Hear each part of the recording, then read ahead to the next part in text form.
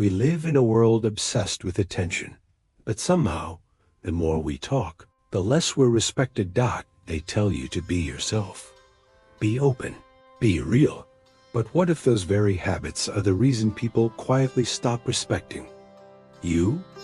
And here's the uncomfortable truth. Respect isn't lost in big moments. It's chipped away by small habits you don't even notice.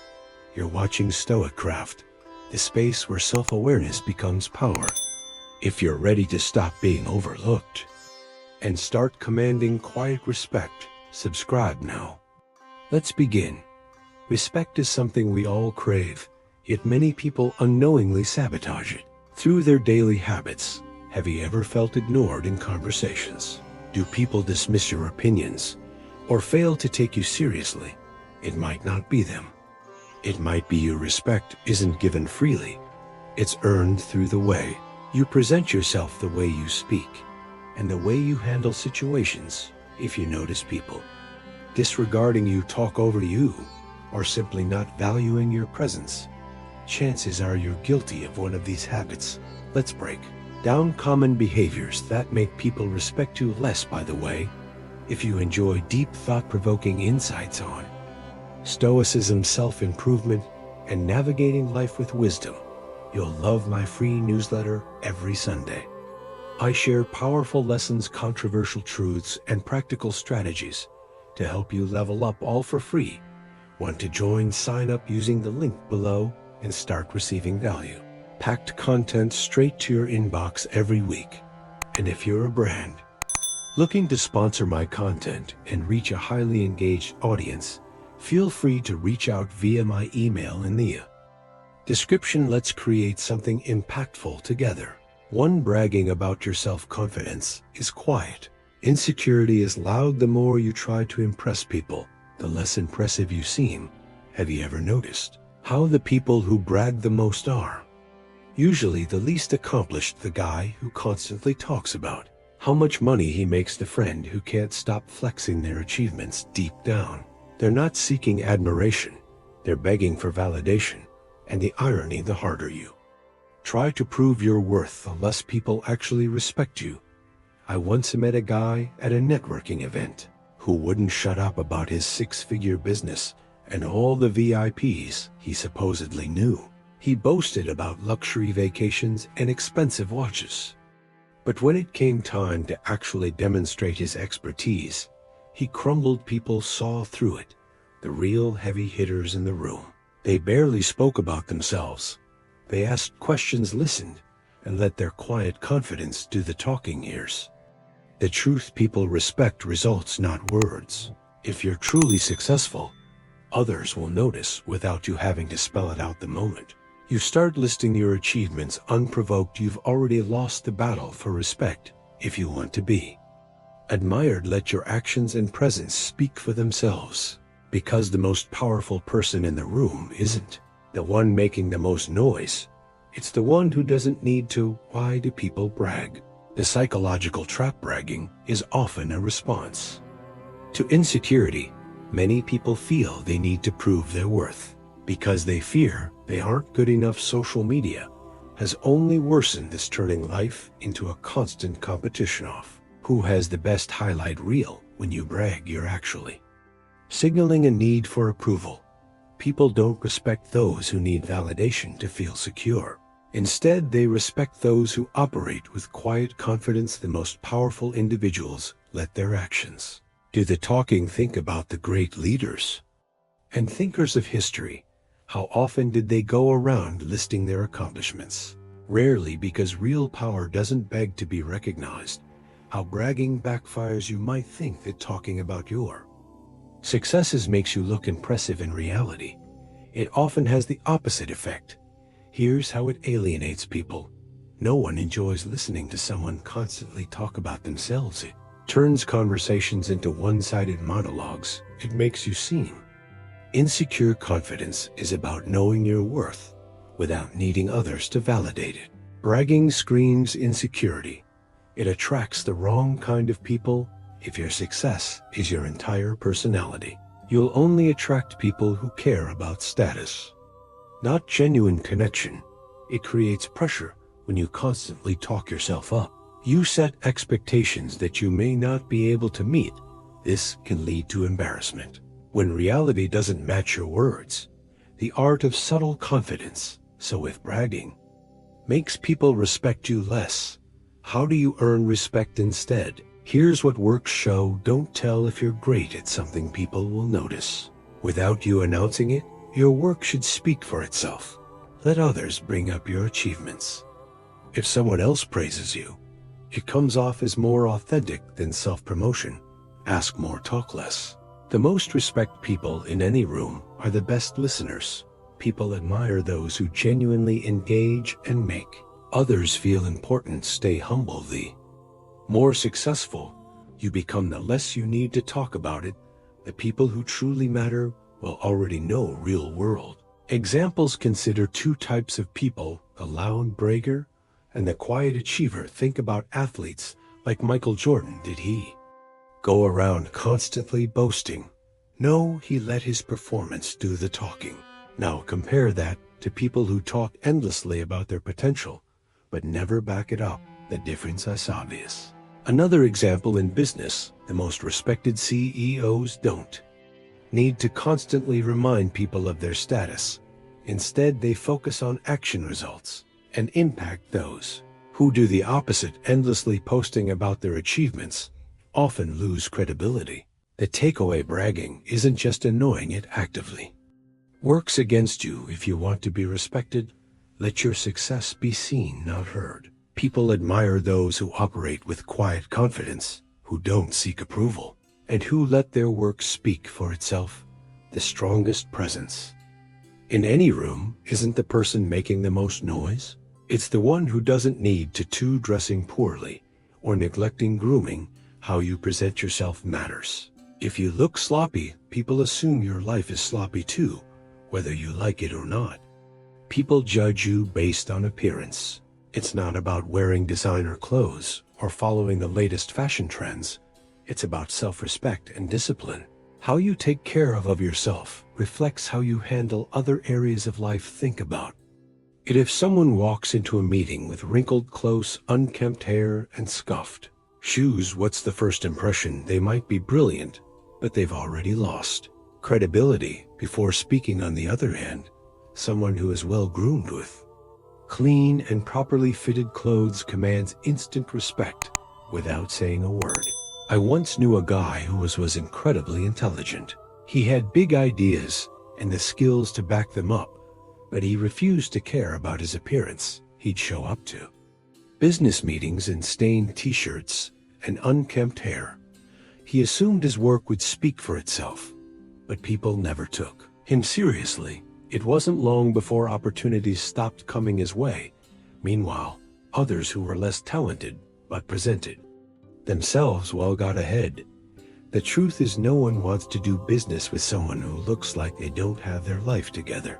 If you can't take care of yourself, why should anyone trust you to take care of anything else? Dressing well and maintaining good grooming habits isn't about vanity. It's about respect for yourself and for the people you interact with. When you present yourself well, people assume you're competent, reliable, and disciplined. And when you don't, they assume the opposite, want to be taken seriously. Make sure your appearance aligns with the level of respect you want from others, because, like it or not, first impressions matter more than you think. The impact of appearance extends beyond professional settings. It affects social interactions, relationships, and even self-perception. Studies have shown that people who dress well and groom themselves properly exude more confidence. This confidence translates into better opportunities, stronger networks, and increased influence. Take a moment to reflect on individuals you admire, whether they are business leaders, athletes, or public figures. Most of them prioritize self-care and presentation. Even the most casual dressers maintain a polished look that shows their value themselves. I remember a time when I underestimated the power of appearance. I used to believe that skills and personality were all that mattered, but one day I attended a networking event dressed too casually. I felt out of place next to people who had put effort into their looks. No one took me seriously, and conversations did flow as smoothly the next time. I dressed appropriately, and the difference was undeniable. People engaged with me more, and I left the event with valuable connections.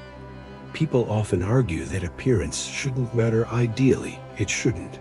But reality says otherwise. Humans are visual creatures. In the first few seconds of meeting you, people form judgments about your competence, reliability, and status, all based on how you look. Dressing well doesn't mean you need expensive clothes. It means wearing clean, well-fitted, and occasion-appropriate outfits. It means having good hygiene, clean nails, fresh breath, well-maintained hair. A polished look signals discipline and attention to detail, qualities that command respect in every sphere of life. If you want to be respected, take ownership of your image. Treat your appearance as an extension of your mindset. If you put together, people will assume you have your life together, and once you establish that, perception, opportunities, connections, and respect will follow naturally. 3. Oversharing. Personal problems. There's a fine line between being open and dumping your emotional bag onto others. Sharing personal struggles with close friends or family members is normal, but constantly unloading your problems on acquaintance, colleagues, or even strangers can make you appear emotionally needy and unstable. People respect those who manage their difficulties with grace, not those who turn every conversation into a therapy session. Oversharing often stems from a deep need for validation or sympathy. It feels good in the moment to have someone listen and offer comfort, but it comes at a cost. When you regularly air out your personal issues, people start to see you as emotionally draining rather than someone they admire or respect. Instead of being viewed as resilient, you might be perceived as someone who lacks emotional control. I once worked with a guy who had a habit of sharing every single struggle in his life, whether it was his financial troubles, his failed relationships, or even minor inconveniences like his coffee order being wrong. At first, people were sympathetic, but over time they started avoiding him. He didn't realize that his constant venting was pushing people away. No one wants to be around someone who brings negativity into every conversation. Eventually, he found himself isolated, not because people didn't care, but because they were exhausted from constantly being his emotional crutch. Respect comes from the way you handle your problems, not from the problems themselves. If you're always talking about your hardships, people will assume you can't handle them. On the other hand, if you maintain a strong, composed demeanor, even during tough times, people will admire your resilience. This doesn't mean you should suppress your emotions or never seek support. It means being mindful of when, where, and with whom you share. Some of the most respected people in history endured unimaginable struggles, but chose to carry themselves with dignity, inspiring others instead of burdening them. A simple rule to follow: if someone hasn't explicitly asked about your personal problems, don't dump them onto them.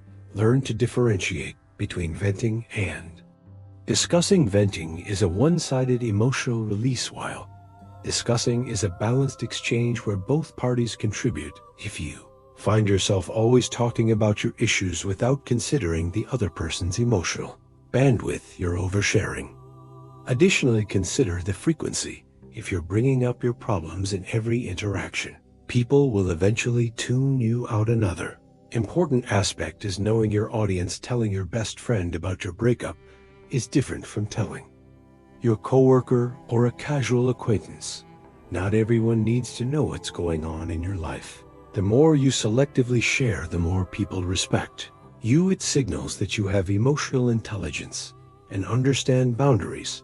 Some people may even use your oversharing against you, twisting your vulnerabilities for gossip or manipulation. Guarding your personal struggles makes you less susceptible to exploitation. The strongest people aren't those who never struggle. They're the ones who Struggle in silence, solve their problems, and keep moving forward. If you want respect, show people that you can carry your own weight, handle your issues privately, seek help when necessary, but don't let your struggles define every interaction you have, because at the end of the day, people respect those who can endure without constantly seeking external valid instead of oversharing. Channel your challenges into growth, develop resilience, practice emotional discipline, and focus on solutions. Rather than dwelling on problems, people admire those who rise above difficulties, not those who make their burdens the centerpiece of every conversation. By learning to navigate testicles with composure, you naturally command more respect and influence in any social or professional setting. 4. Being overly emotional in conflicts.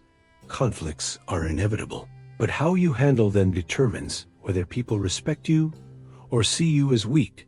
When you let emotions take over, yelling, crying, or becoming defensive, you lose control of the situation. Emotional outbursts don't make people take you seriously. They make you seem irrational and incapable of handling pressure.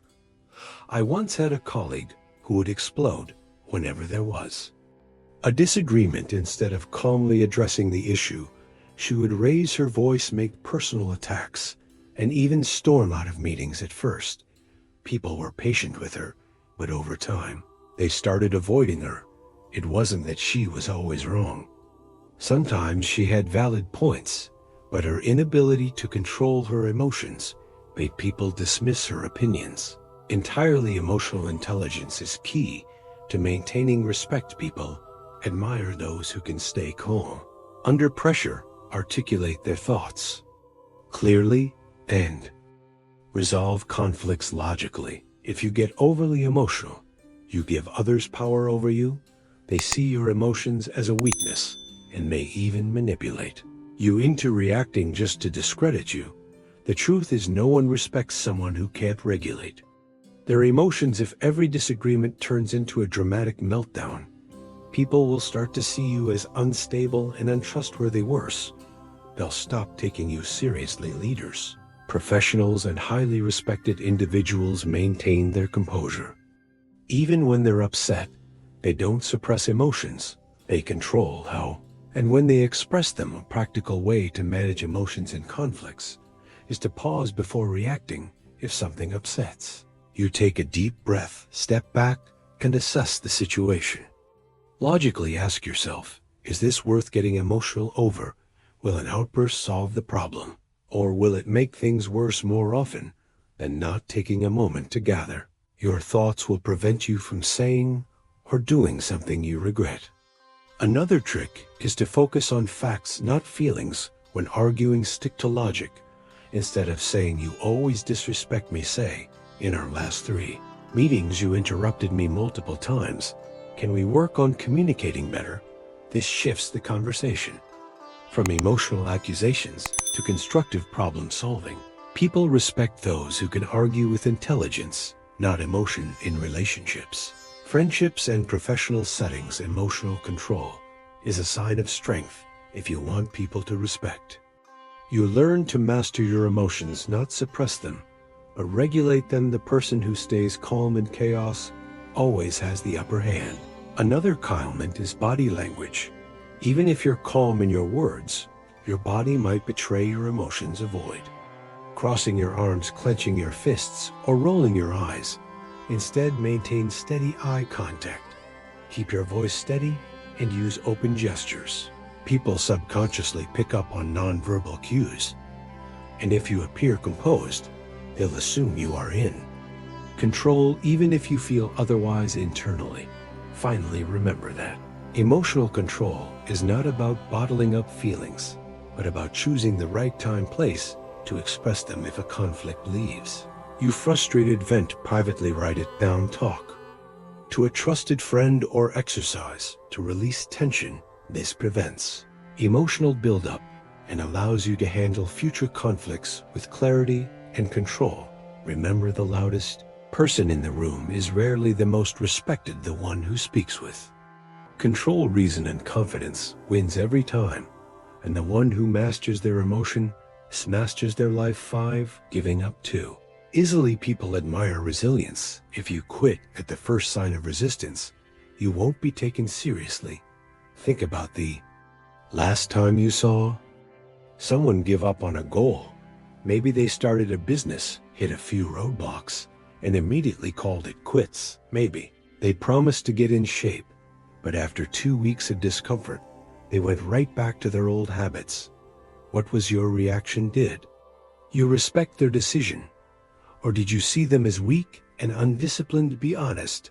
The truth is, quitting is a habit just like perseverance. The more you give up, the easier it becomes. People notice patterns if you're the type to quit on commitments, goals, or even friendships. When things get tough, others will assume you lack the grip to handle responsibility, and that makes you easy to overlook, easy to dismiss, and ultimately easy to disrespect. I had a friend in college who constantly talked about his big dreams. 1 month, he wanted to start a YouTube channel. He gave up after 2 videos because the algorithm was against him. The next month, he was obsessed with day trading. After losing $100, he quit, saying the market was rigged. A few months later, he swore he would hit the gym and bulk up. He lasted 2 weeks before deciding he was too busy. Over time, people stopped taking him seriously, not because he lacked ambition, but because he lacked commitment. Eventually, even he stopped believing in himself. And that's the real danger when you quit on things repeatedly. You don't just lose the respect of others, you lose respect for yourself. You start believing you're incapable of following through. You reinforce the idea that when things get tough, quitting is an option. Over time, this mindset seeps into every aspect of your life, relationships, career, personal growth. Now, let's be clear. There's a difference between strategically walking away from something that no longer serves you and quitting because it's difficult. Leaving a toxic relationship, that's wisdom. Adjusting your business strategy, that's smart. But giving up because something requires effort, patience, and resilience, that's weakness, and people will see it. You know what earns respect? Sticking with something, even when it's hard, even when progress is slow, even when no one believes in you. The strongest people aren't the ones who never fail. They're the ones who refuse to stay down. So before you quit, ask yourself, what message are you sending to the world? More importantly, what message are you sending to yourself? Every time you push through discomfort, you prove to yourself and others that you're someone who can be counted on, and that kind of person they command respect without even trying. 6. Using people for personal gain. We've all encountered that one person who only reaches out when they need something. Suddenly, they're your best friend. When they want something from you, an introduction, a favor, a connection, or even just your time. But when you need something, they vanish. They won't even return your calls. We've all been there, and if you're honest, we've all probably been that person at some point in our lives too. When you use people for your own benefit, you're not just undermining their trust in you, you're insulting their worth. The thing is, people aren't stupid. They can feel when they're being used. And let's be real, we all do it. Sometimes it's almost instinctive to see someone as a means to an end. You think, this person has something I want. This is my chance to get ahead. But here's the kicker. Every single time you do this, you are silently eroding the foundation of respect that could be built with that person. And guess what? That foundation, it crumbles fast. I'll admit it. I've been that person probably more than once. I'd see someone who had something I needed, and in my mind, I justify my actions. I'll help them out in return when the time comes. But I was justifying manipulation. I was being dishonest, not just with them, but with myself. I'd make a few calls, take a few favors. I'd feel like I was getting ahead. But here's the reality. Every time I used someone, I felt a growing emptiness. It's the shallow satisfaction of winning a battle, but losing the war. And that's exactly what happens. You might get ahead in the short term, but people eventually see through the act. Think about it. How many times have you been approached by someone who only cares about your network, your skills, or what you can offer? The worst part, you can almost see the gears turning in their head as they think, what can I get from this person? It's uncomfortable, right? It feels fake. But here's the raw truth. When you act that way, people can sense it. It's not just about losing respect from others. It's about what happens to you. You become someone who constantly lives in the game of manipulation, always taking, never giving. And before you know it, you're isolated, surrounded by people who want something from you, but they don't value you. And let me be clear, if you're only offering your time, energy, or help because you're hoping for something in return, you're setting yourself up for failure. Respect is earned by what you give, not what you take. If your primary motivation is self-interest, no matter how hard you try to disguise it, people will start distancing themselves from you. Sure, you might get a few yeses in the short term, but in the long run, those same people will eventually see through your act, and the moment you stop being useful to them, you'll be out of the picture, and that's a lonely place to be. I used to think this is how the game is played. The successful people I see do it all the time. You see it in business, politics, and social circles. People use others for access, for leverage, for growth. It feels like the norm. But the truth is, it's all a false sense of success. Yes, you might climb the ladder temporarily, but you'll find yourself surrounded by nothing but empty relationships. Eventually, people see you for what you really are, a user. And trust me, that's not the kind of person anyone respects. You know what else? People who use others tend to be lonely, because once you've used someone for everything they've got, there's no true bond left. You're left with hollow connections, and you can't fake genuine respect. It's impossible. You might get them to do something for you once, but the moment they realize you're only out for yourself, they pull back. Sometimes silently, sometimes bluntly, but always it's a signal that you've lost something much more valuable than what you gained. Here's where the Stoic shift comes in. The Stoics didn't view relationships as a means to an end. They believed in giving without expecting anything in return. The respect that you earn in life is not through taking, but through contributing. It's the people who genuinely help others without looking for something in return that build the deepest and most lasting relationships. The shift from using people to actually valuing them for who they are, regardless of what they can do for you, makes all the difference. When you stop seeking to exploit others, your world changes. People actually want to be around you. You start attracting real, meaningful connections, and those relationships will respect you in ways you never thought possible. The world teaches us to take favors, opportunities, connections, but real respect isn't earned by taking. It's built by what you give and how you treat people. When there's nothing in it for you, using people might get you ahead for a while, but in the end, it leaves you with nothing. No real relationships, no trust, and no lasting respect. People aren't blind. They see when they're being used, and once they do, they'll never truly respect you again. If you want to be valued, stop using people, start giving, start showing up with authenticity. Build relationships based on trust, not transactions, because at the end of the day, respect isn't taken, it's earned, and the only way to keep it is by being someone truly worth respecting.